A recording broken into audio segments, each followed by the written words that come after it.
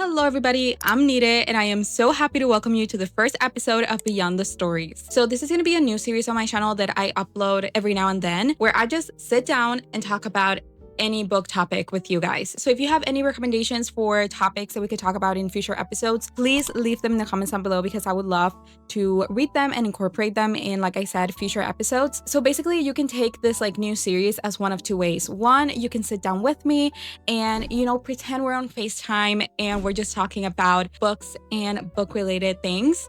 Or you can also treat this as a podcast or an audiobook where you just put it on the background while you work or do some things around the house or whatever it is that you may be doing. So yeah, this is just going to be just a fun little way of, again, sitting down and talking about our favorite things, books. So I am so excited, like I said. So if you are watching it with me and you're sitting down with me, go ahead and get cozy, grab yourself a snack, go get a drink, sit down, relax, and let's have a conversation about books. All right, so this first episode is all about book tropes. To my right here, I have a list of 13 book tropes that I've seen everywhere on Book Talk and on Booktube, and I'm just going to go through them. I'm going to tell you my thoughts on them, if I like them, if I don't like them.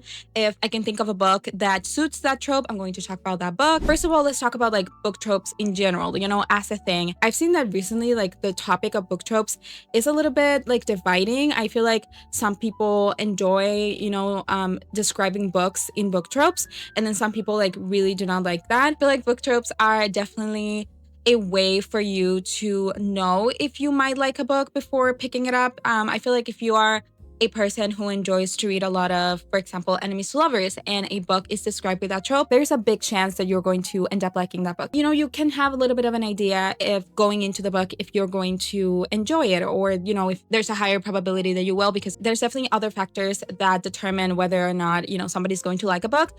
But I feel like definitely those help as a little bit of a guide. I feel like they're definitely a little bit of a guide for the reader to decide whether or not they think they might want to read a book. However, I also think that book tropes are definitely something that has to be used carefully. And what I mean by that is that they cannot spoil the book. If you use a trope to describe a book and I end up reading that book and I see that the trope was a spoiler that I really shouldn't have known before picking up the book, then I will be mad. I will be mad because I absolutely hate spoilers. For example, something that I can think of is if somebody says that a book has the hidden identity trope and I read it and we weren't supposed to know that the person had a hidden identity till the end, and that was part of the big plot twist of the book, I will be mad. I will definitely be mad because it's something that I shouldn't have known before picking it up and I should have discovered while reading it. So yeah, those are definitely my general thoughts on book tropes as a whole. So now we're gonna go through the 13 book tropes that I have on my list, and we're gonna see exactly what I think about each and every one of them, because of course I don't love every single book trope there is. All right, so the very first book trope on my list is the found family trope. If you didn't know, this is my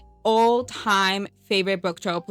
If a book is described as to be found family, I'm going to read it, I'm going to pick it up, and I'm probably going to enjoy it.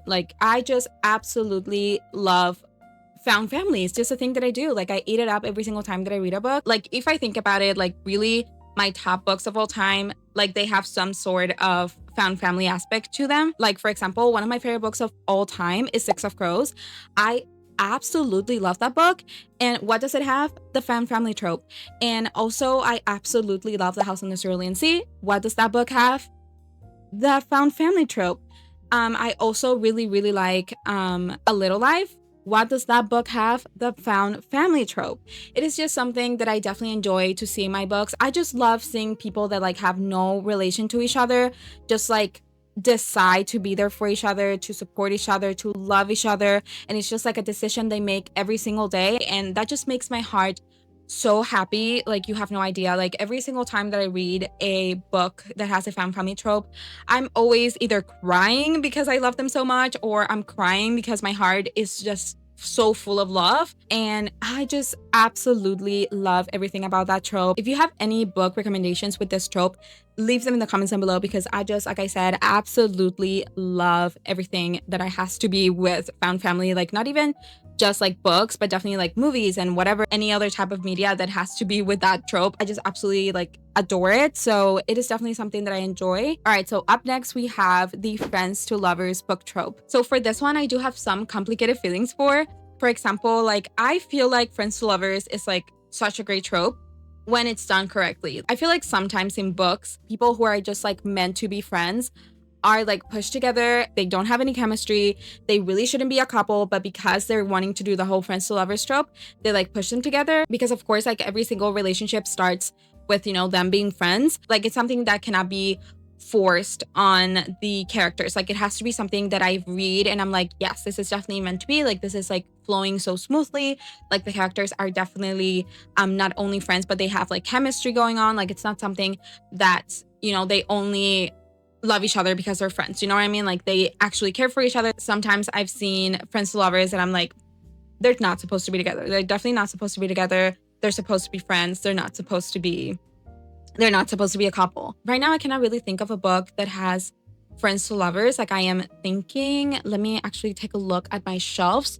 I don't know. One that I can see is definitely like Shadow and Bone, but that one's more like childhood friends, but I feel like it definitely qualifies. So yeah, definitely the Shadow and Bone trilogy does have the friends to lovers trope to it, and I really did like how that one was handled, and I really did like, you know, the entire relationship with them. I feel like they were definitely friends, but you could definitely tell, you know, they had something else going on, you know? The other book that I can think about that uses that trope is Heartstopper.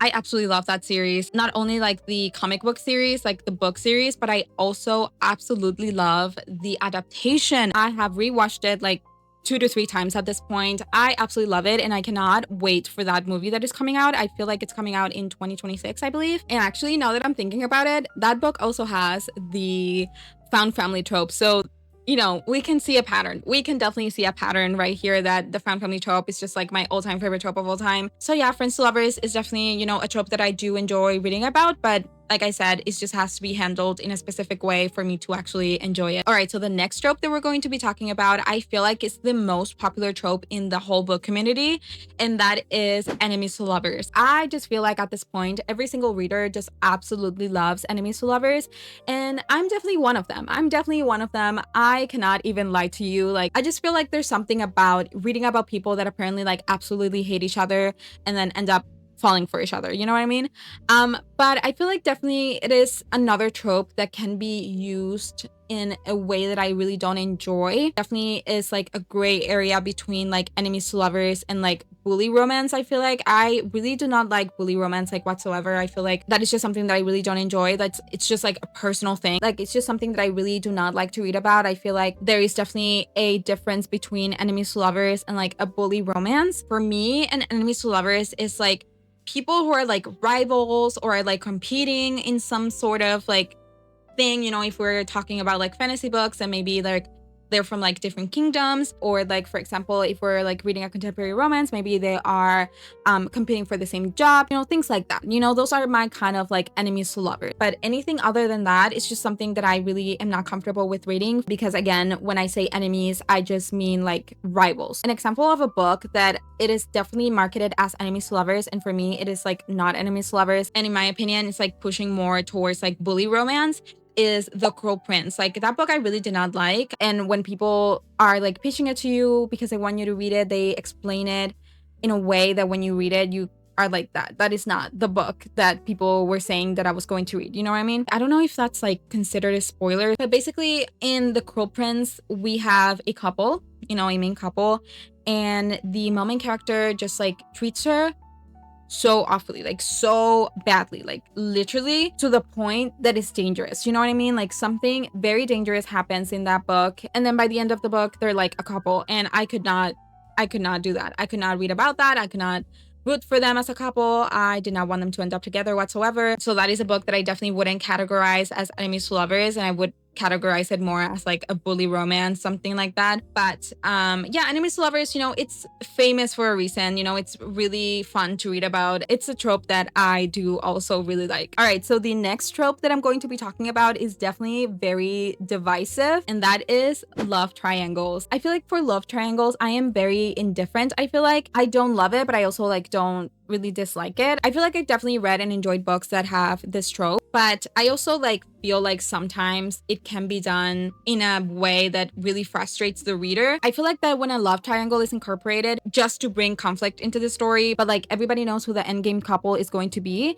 then like, no, I wouldn't like love that. If you really do have like two couples that we're like choosing between, definitely have like good chemistry and they both could be a really good choice for the main character, and you know, we as a reader are like conflicted between like who will she pick, and yes, it is a trope that I really do enjoy. For example, I haven't read the Samurai Champloo books, but I am watching the show and I'm like loving it so far. I feel like that love triangle is really not a good one. I feel like most people agree on the person that the main character should be with, at least in the show, because again, I have not read the books, but if the show is similar to the books, then I don't really think that it is a really good love triangle. The Inheritance game series also has a love triangle, but I really cannot tell you if it's done correctly because I did not like the first or the second book at all. I haven't read the third one, and I don't think I'm going to read it anytime soon. Like, I cannot really tell you because I didn't want her to be with anybody because I didn't like her and I didn't like anybody else. I actually remember that I could not even tell the two guys apart. Like,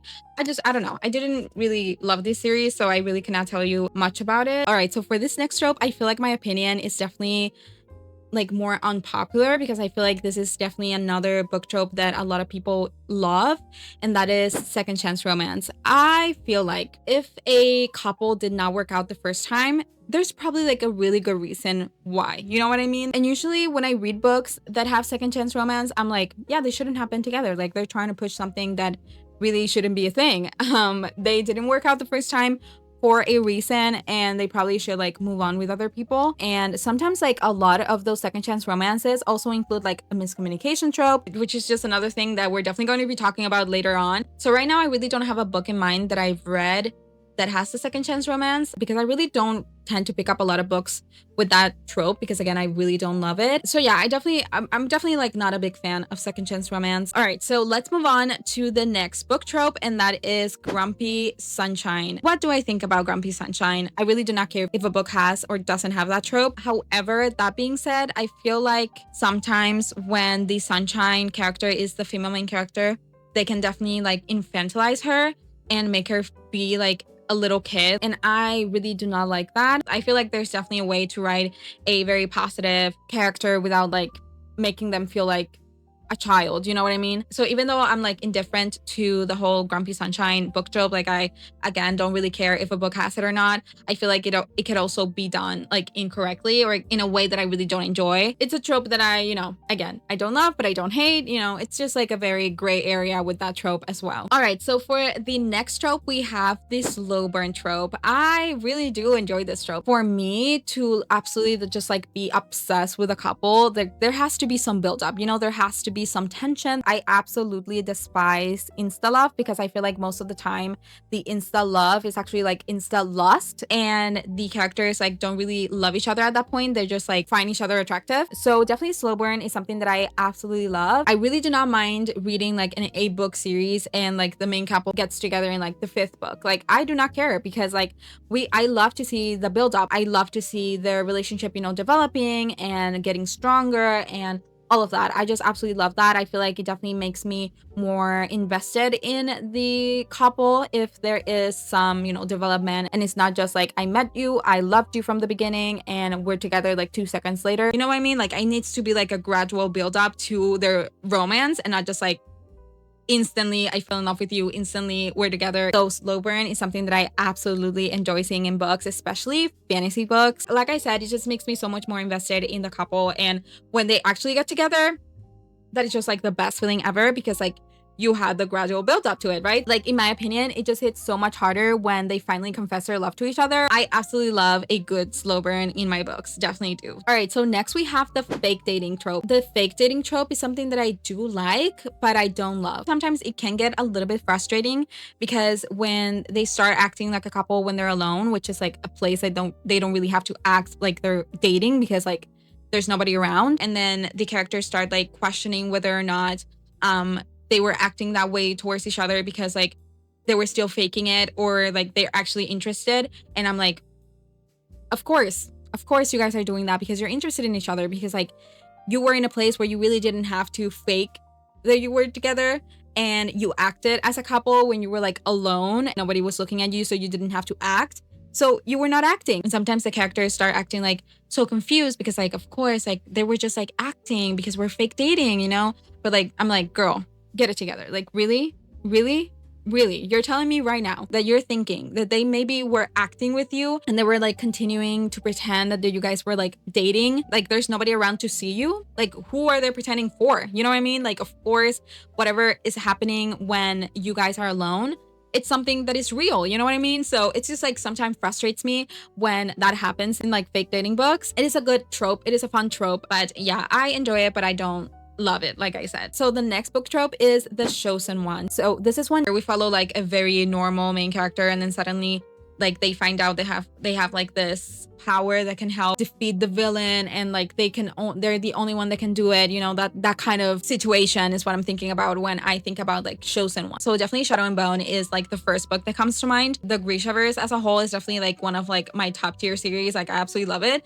So it's definitely like the first book that I thought of, because the Shadow and Bone trilogy follows, you know, a main character that has like this power and that it can be used to defeat the darkness and all of that. I definitely do enjoy reading about, you know, characters that have like extra abilities. I just really do enjoy following characters like that. All right, so the next book trope that we're going to talk about, it's one that I really do not like. It is a book trope that I feel like shouldn't even be a thing. You know what I mean? Shouldn't even be a thing. And that is the miscommunication trope. I absolutely despise this trope. Like, I do not like it whatsoever. I feel like it's so unnecessary, because like usually we're following like two adult people that could just like sit down and talk to each other, like literally talk to each other, like sit down, have a conversation like the adults, like the grown-ups that you are, and you know, solve the situation. I don't know, maybe one day I'll find a book where I read it and I'm like, it did have the miscommunication trope, but I really did enjoy it. I feel like they did it well. But right now I really have not read a single book that has this trope that I've liked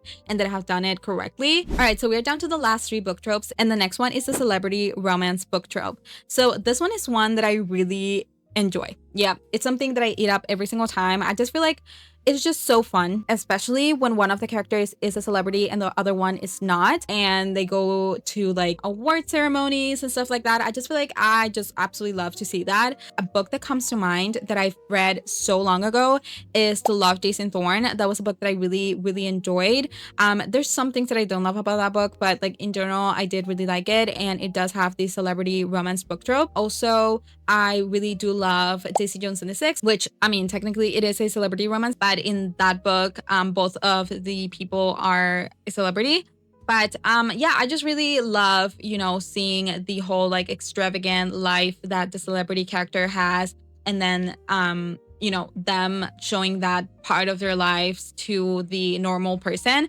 I don't know, I really do enjoy it. I feel like it's really fun every now and then to read about it. There's a lot of ways to develop and write a celebrity romance book. I feel like it's definitely one of my favorite book tropes. It's like so fun. I just feel like it's really fun. So the next book trope is the soulmates/mates book trope, and this one I do like. It's definitely very fun to read about like soulmates and stuff like that, especially in like the fantasy genre. I feel like somebody has to write, and there's probably like a book out there that already has this trope, but if there is and you know of one, please let me know. But I would definitely love to read a book where the main character has a mate, but like she really doesn't want to be with that person, and she actually loves another person, and she's trying to like break the bond and break the, you know, the soulmate fating destiny thing in order to be with the other person that she actually do cares and like loves. That would be such a great like story to read about. So if you have any recommendations with that, please leave them in the comments down below. Yeah, I definitely do enjoy the soulmates mate kind of trope. I feel like, again, it's really fun to read about. All right, and for the last book trope that we're going to be talking about, that is the small town romance book trope. So I do really enjoy reading about small town romances, but it's not something that I do very often. I feel like a lot of small town romances definitely incorporate a little bit of a fan family aspect to them as well, so I definitely feel like that's why I do intend to enjoy them. The first book that I think about when I say small town romance, it's definitely Part of Your World by Abby Jimenez, because it's a book that I recently read. And even though I did not really enjoy that book because of the characters and all that, I did really like the whole like small town romance aspect to it, because again, it did have this like found family support community kind of like aspect to the book, which I really did enjoy reading about. So yeah, I definitely do enjoy small town romances. All right, so those were all the book tropes that I have to talk about today. Going through all of the book tropes definitely, you know, made me reflect on the things that I do like seeing and don't like seeing in my books. I had so much fun just sitting down and talking about book tropes with you guys. I really hope you enjoyed this video concept. Let me know your thoughts in the comments down below. I definitely want to know what you think about it. So yeah, that brings us into the end of this video. So if you enjoyed it, don't forget to leave a like, and also don't forget to subscribe if you have not done so already. I upload bookish videos at least once a week, so if that's something that interests you, don't forget to subscribe, and I will see you in my next video.